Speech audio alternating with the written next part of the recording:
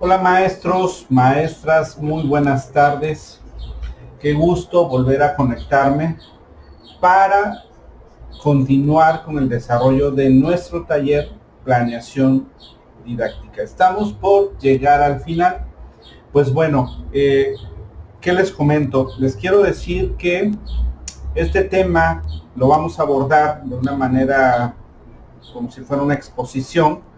Eh, Voy a hablar acerca de los principios pedagógicos de la planeación didáctica, algunas consideraciones teóricas, algunas consideraciones de organización, metodológicas, para que nosotros podamos ir haciendo propiamente nuestro diseño.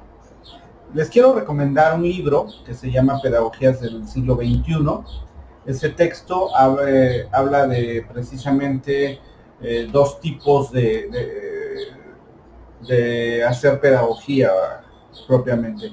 Uno es la educación formal, perdón, la educación es institucional y la educación no institucional.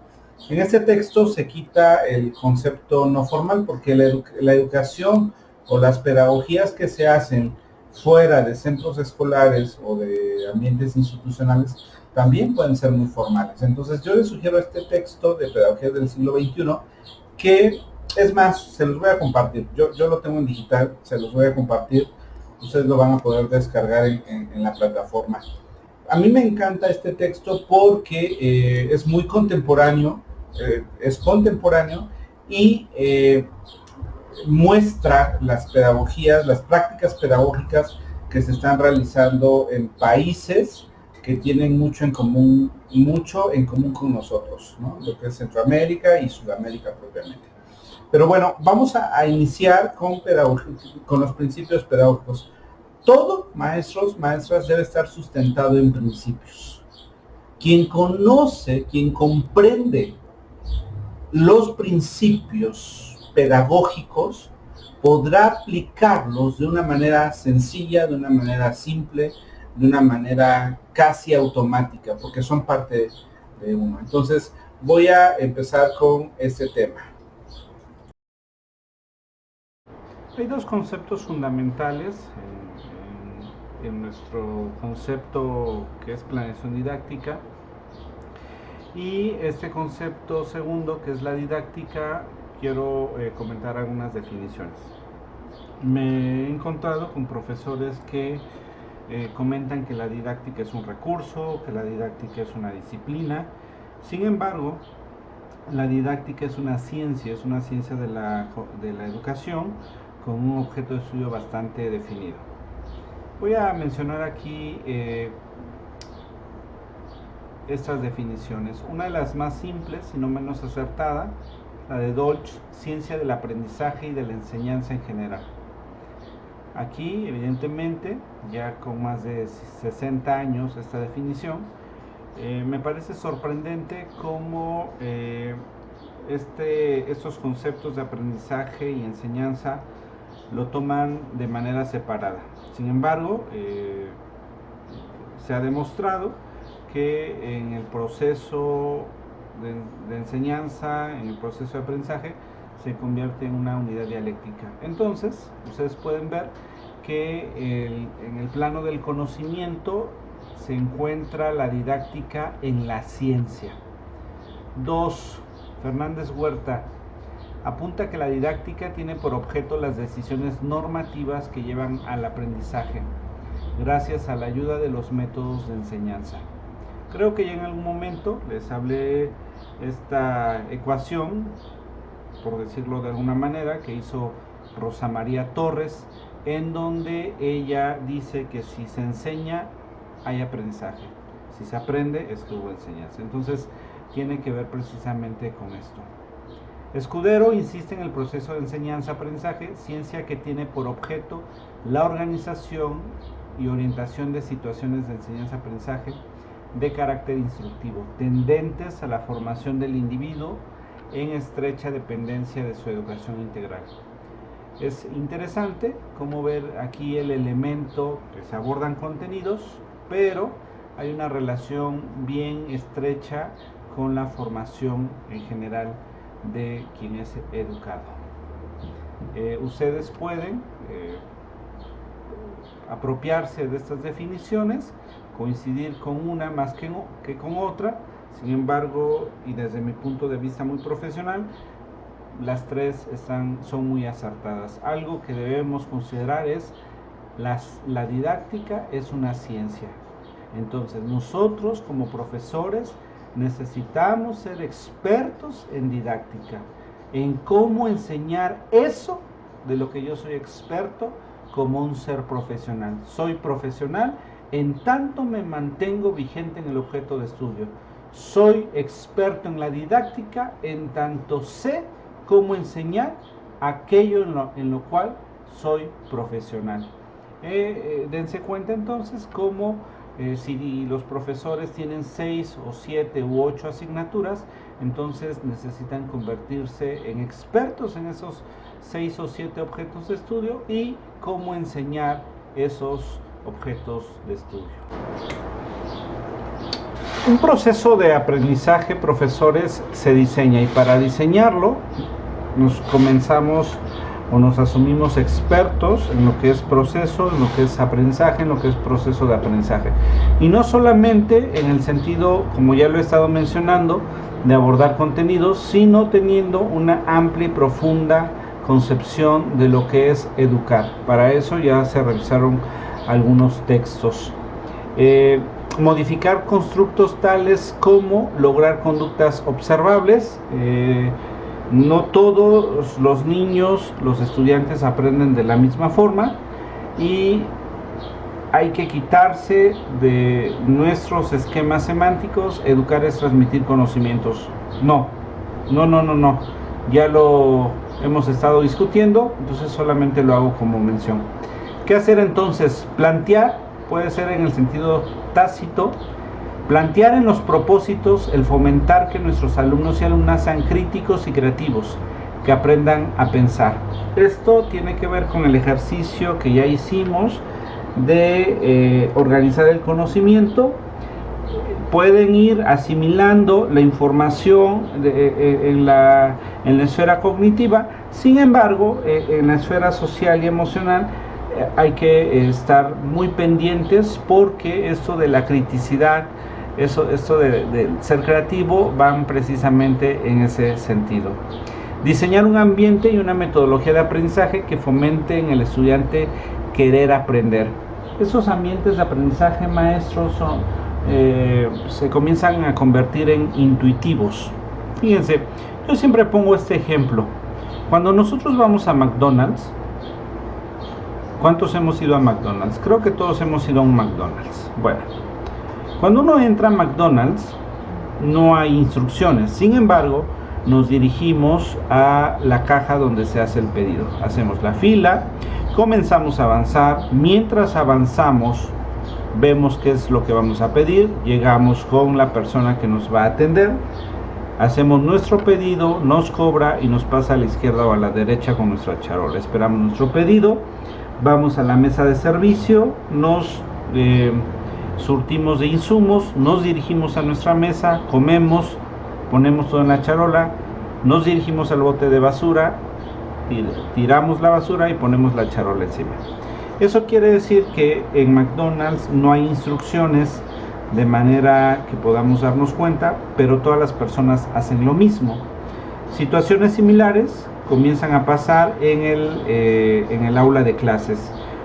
Es increíble cómo un mismo grupo se puede comportar de una manera con un profesor y de una manera diferente, totalmente diferente con otro profesor. ¿Por qué?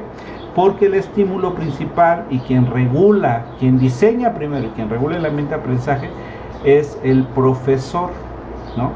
Yo he observado en niños de preescolar y primeros grados de primaria, primero, segundo, que cuando un niño o niña se integra al grupo a mediados del ciclo escolar, los niños son quienes la van introduciendo, ya sea el niño o a la niña. Pon tu mochila aquí, los libros van en este lado, los vasos de agua en el otro, tenemos dos recesos, tenemos un receso.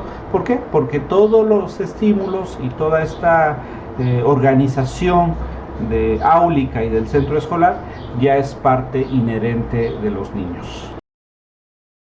Esta cita de Morin, ustedes la pueden encontrar en un libro que se llama La cabeza bien puesta. A mí me fascina porque de una manera muy retórica nos muestra lo que es la educación. Y la educación, él dice, que puede ayudar a ser mejor y si no dichosos, en otra versión o en otra traducción dice, y si no felices, enseñarnos a asumir la parte prosaica y vivir la parte poética de nuestras vidas. Si ustedes se dan cuenta, esta visión compleja de Edgar Morin tiene un distanciamiento de lo que es únicamente la enseñanza y sobre todo la enseñanza de contenido, sino va más en el sentido de formación desde esta óptica. Esta cita de Paulo Freire, enseñar exige una toma consciente de decisiones. El profesor siempre está tomando decisiones. En la estructura cognoscitiva de los maestros, de las maestras, continuamente se está moviendo la información y de repente podemos tener algunas asociaciones némicas y generar ideas excelentes en cuanto a lo que podemos hacer con nuestro grupo, lo que podemos hacer con nuestros grupos, con algún niño, con un caso concreto. Por eso mi recomendación para los profesores, para las profesoras es siempre carguen papel y lápiz, siempre carguen donde anotar, porque en el momento menos esperado se nos van a ocurrir ideas grandiosas, ideas maravillosas. Es importante que el profesor haga un ejercicio de conciencia, un ejercicio muy profundo de conciencia con relación a que el diseñar una secuencia no es una cosa simple. Hay que pensar la práctica educativa desde una perspectiva a priori, es prever, planificar o diseñar qué se desea o pretende acerca del proceso de aprendizaje o de acción educativa-aprendizaje. Si nosotros dominamos el contenido, conocemos el objeto de estudio, nos será más sencillo poder establecer los alcances en nuestra estrategia. Planificar la intervención educativa requiere tomar una serie de decisiones, tanto referidas a las intenciones como a los medios, es decir, el qué y el cómo. Como dije anteriormente, quien educa se convierte en el estímulo principal en el ambiente de aprendizaje. Un profesor es alguien, como lo dijo Roger Gilbert en su texto ¿Quién es bueno para enseñar? Que la principal cualidad de quien enseña es la aptitud psicológica. Un maestro, una maestra es quien trabaja primero con su persona, se construye a sí mismo, se deconstruye a sí mismo para así poder acompañar procesos de formación.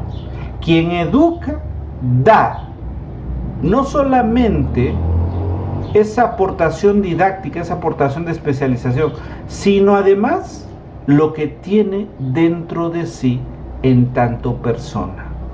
El ambiente de aprendizaje debe ser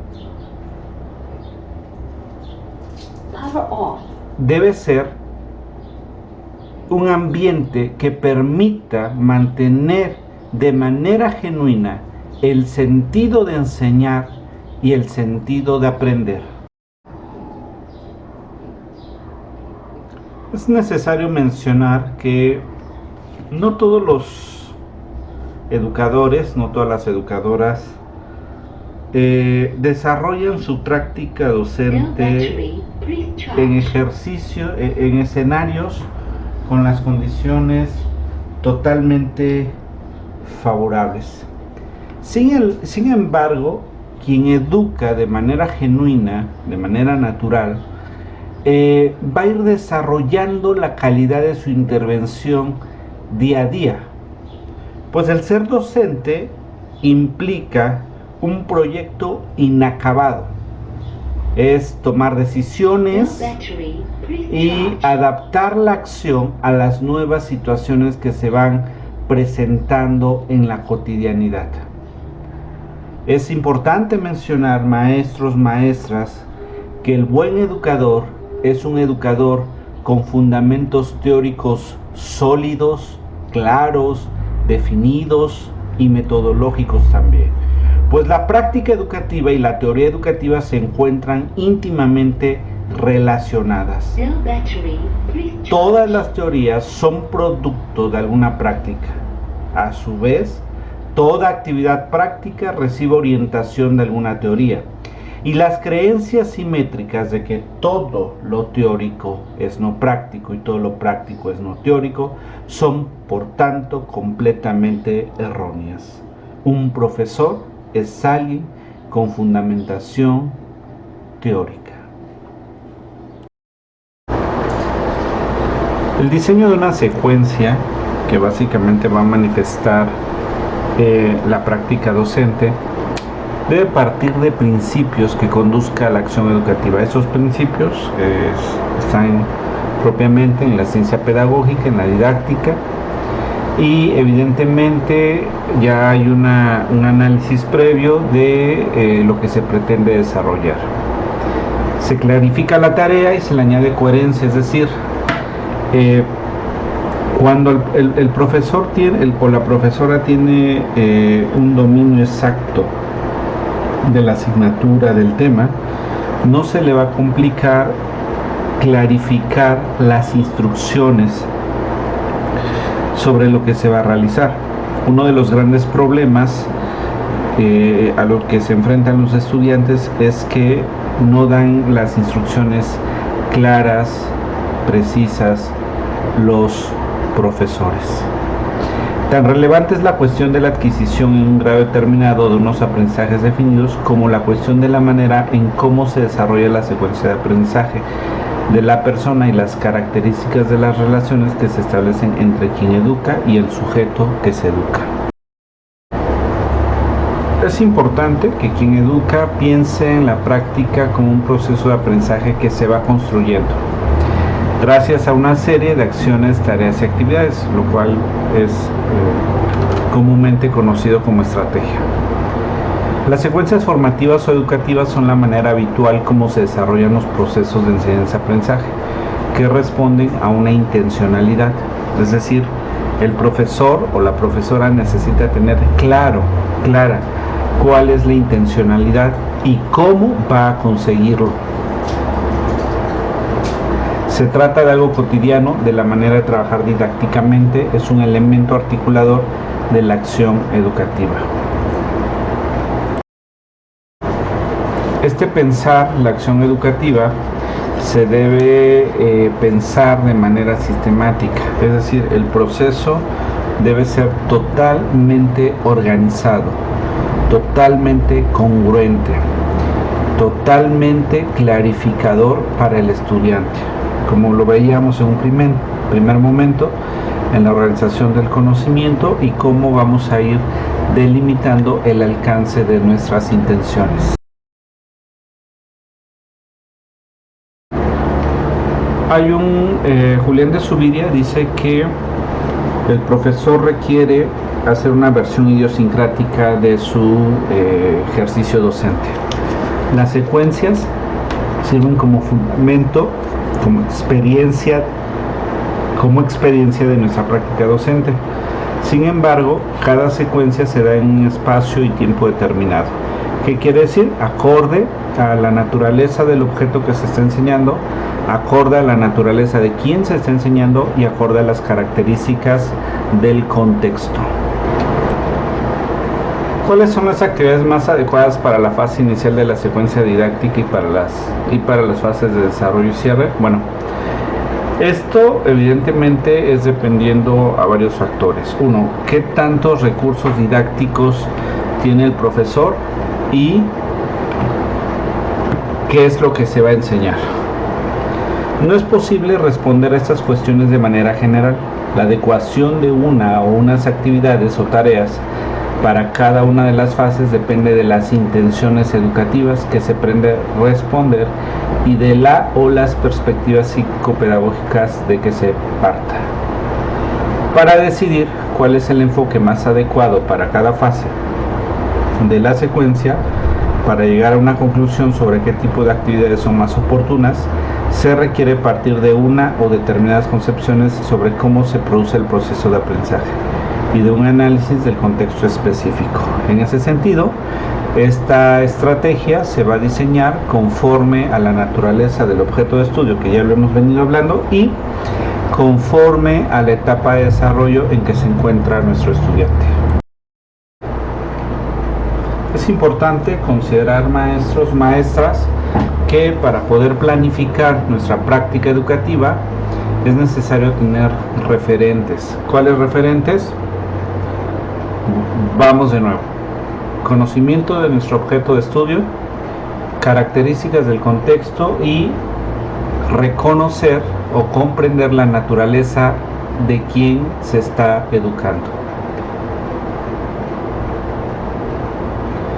Es importante que nuestro pensamiento sea un pensamiento totalmente estratégico, sólidamente fundamentado. Esto quiere decir que todas y cada una de las acciones que nosotros realizamos tiene un sentido pedagógico, tiene un sentido de formación.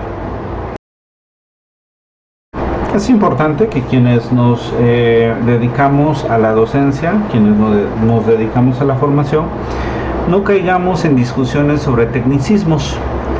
Nuestra autora habla acerca de algo que se le llama secuencia formativa porque se está formando personas, pero también se le puede llamar secuencia didáctica o bien estrategia didáctica. Más bien tiene que ver con el estilo y el modelo o el enfoque en donde estemos sustentando nuestra práctica.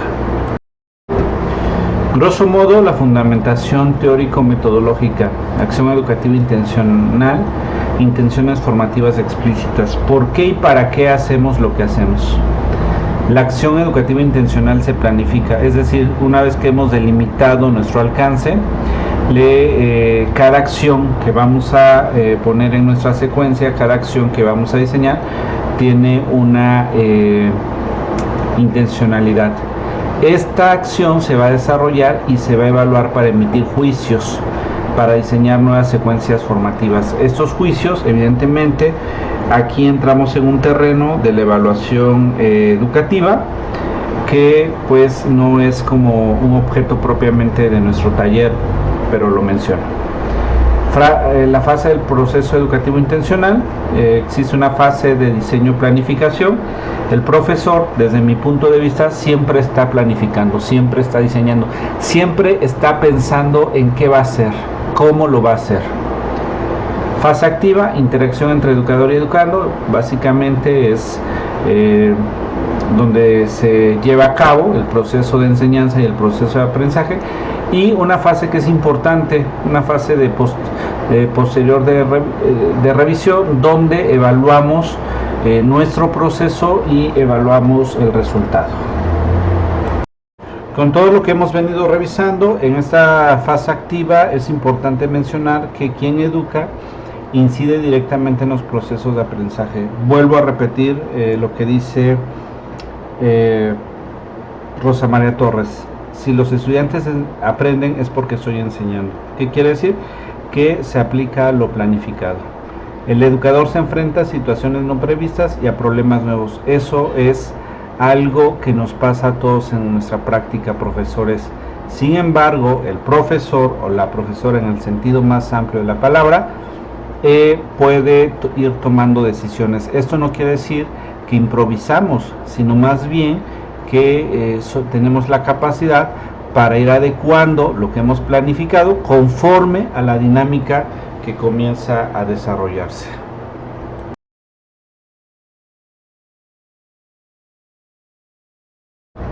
En este esquema pueden ver ustedes la fase inicial, que se podría considerar de introducción o de vinculación, la fase de desarrollo, regulación y autorregulación del proceso, y la fase de cierre. Estas tres fases son, mejor dicho, la fase activa tiene estos tres momentos.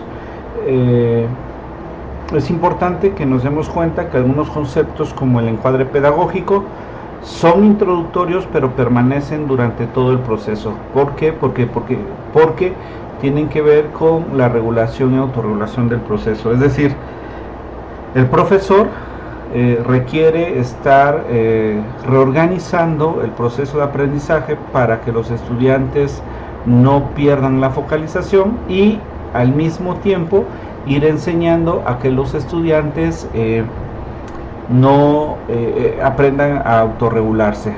Hay algunos conceptos que utilizan los pedagogos que trabajan con el infante, como el sentido de permanencia. ¿Qué quiere decir? Que inician una actividad y la concluyen. Hay niños que no logran desarrollar esta permanencia. Evidentemente se va a reflejar en la adolescencia, y hay personas adultas que evidentemente pues no pudieron desarrollar esta parte. ¿Con qué tiene que ver? Con la autorregulación del proceso. En este punto quiero compartir con ustedes una de tantas experiencias que he tenido. Cuando fui director de primaria, con los niños de primero a sexto, llevamos a un estudio de caligrafía, en donde evidentemente se iban a hacer algunos ejercicios de trazos para ir desarrollando esta motricidad fina a través del ejercicio caligráfico. Resulta que con los niños de primero estaban así en un círculo mientras el instructor pasaba y les iba dando las indicaciones. Yo me iba acercando con los niños. Había niños que todavía no podían canalizar sus sentidos a la actividad, había que estar con ellos trabajando, pero había una niña muy dedicada que estaba haciendo su actividad de caligrafía. Yo me acerqué, me permití interrumpirle, le digo, ¿cómo vas? Ella no me respondió, continuó haciendo su ejercicio de caligrafía, y cuando termina ese renglón, deja su lápiz, mira hacia arriba para verme y me dice, ya me cansé. Hace esto, hace esto y regresa para iniciar el renglón siguiente de su ejercicio. Aquí se puede ver claramente cómo esta niña puede autorregular su proceso de aprendizaje. Hay niños que cuando ya tienen dominio sobre la hora del reloj, solamente están viendo a qué hora es el receso, a qué hora es la salida, o se distraen fácilmente. A lo largo de las tres fases de la secuencia formativa, la educadora o educador va tomando decisiones fundamentalmente de tres tipos. Decisiones referidas a las intenciones, que son las finalidades, nuestro alcance; decisiones referidas a la metodología, la organización de los recursos, el cómo; y decisiones referidas a la evaluación, a su vez muy relacionadas con las metodológicas. Queridos maestros, queridas maestras, el ambiente de aprendizaje es crucial, es esencial para lo que nosotros vamos a realizar. La creación de un ambiente favorecedor del aprendizaje es uno de los grandes retos educativos. Que el estudiante quiere estar ahí. Yo entiendo, maestros, es algo con lo que tenemos que lidiar, dijera Edgar Morán, la parte prosaica, asumir esa parte prosaica. A veces no tenemos las condiciones en el centro escolar, en el aula, el clima, la saturación de grupos, la escasez de materiales. Esta parte de la historia es la que nos tocó vivir, estas condiciones. Sin embargo, el profesor que personalmente ha crecido, aquí en el instituto tenemos una política. Para ser buen profesor se requiere ser primero buena persona. pero ser buena persona no te hace buen profesor. Es decir, ya que eres buena persona, hay que desarrollarse como profesor. Entonces el profesor es sensible a las carencias, es sensible a lo que no hay, pero aprende a utilizar los recursos con los que cuenta. El ambiente será el resultado de diversos factores: características de los educandos, personalidad del educador o educadora, historia, antecedentes de las personas y los grupos. Hay dos aspectos que tienen una incidencia muy alta en la configuración de un determinado ambiente de aprendizaje: la actitud del educador y la metodología. Hoy en día se está viendo que hay educadores que tienen que reestructurar algunos comportamientos que no favorecen en el aula. Tomar decisiones sobre la metodología significa decidir a cada una de las fases interactivas: inicial, desarrollo y cierre, sobre las características de las actividades o tareas, las acciones de tipo individual y grupal, los agrupamientos de los educandos, la organización del espacio, la distribución y organización del tiempo, los recursos humanos, materiales y financieros, las funciones implícitas y explícitas y las características de los instrumentos de evaluación. Por eso el ejercicio docente, la labor del profesorado es una labor bastante compleja. Es una labor que requiere especialización, que requiere formación, que requiere desarrollo constante. Como ustedes podrán haberse dado cuenta, hemos revisado ya varias diapositivas. Faltan algunas otras, yo se las voy a dejar ahí en la plataforma para que ustedes las revisen. Voy a dejar todas las que vimos, más las que faltan, pero quiero hacer énfasis en algo: el proceso de enseñanza y el proceso de aprendizaje. Ese proceso de enseñanza y ese proceso de aprendizaje están interrelacionados, pero son diferentes. Paradójicamente, conforman una unidad dialéctica. El uno no existe sin el otro. He estado mencionando también acerca de la ecuatoriana Rosa María Torres, y ella dice: si yo enseño, entonces ellos aprenden. ¿Por qué? Pues porque estoy enseñando.